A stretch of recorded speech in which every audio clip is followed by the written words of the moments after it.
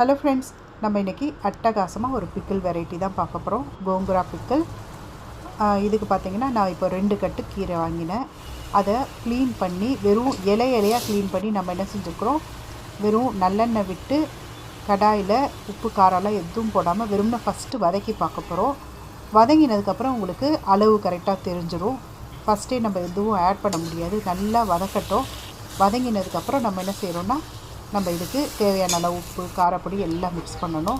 அதே மாதிரி ஊறுகாய்க்கு எப்போவுமே நல்லெண்ணெய் தான் விடணும். நல்லெண்ணெய் போட்டு நீங்கள் வதக்கி பாருங்கள். இன்னொரு டிப்ஸ் பார்த்திங்கன்னா, வெந்தயப்பொடி. வெந்தயத்தை நம்ம ட்ரை ரோஸ்ட் பண்ணி நல்லா மிக்சியில் பொடி பண்ணி எடுத்துக்க போகிறோம். இதையும் நம்ம ஊறுகாயில் ஆட் பண்ணால் தான் ரொம்ப அருமையாக இருக்கும்.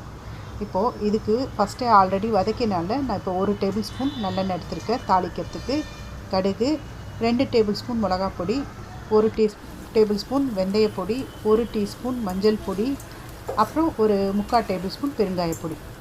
இதுக்கு உப்பு காரம் எல்லாமே கரெக்டாக போடணும். அப்போ தான் நல்லாயிருக்கும். ஏன்னா புளிச்சக்கீரை இப்படி இருக்கும், கொஞ்சம் நல்லா புளிப்பாக இருக்கும் பாருங்கள்.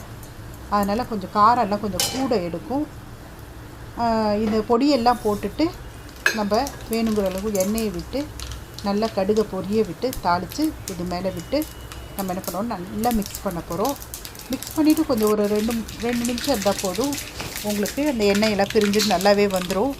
ஊறுகாவும் ரெடி ஆகிடும். நான் என்ன பண்ணுறேன்னா, கொஞ்சோண்டு கடைசியில் கொஞ்சம் போல் வெல்லம் போட்டுக்கிறேன்.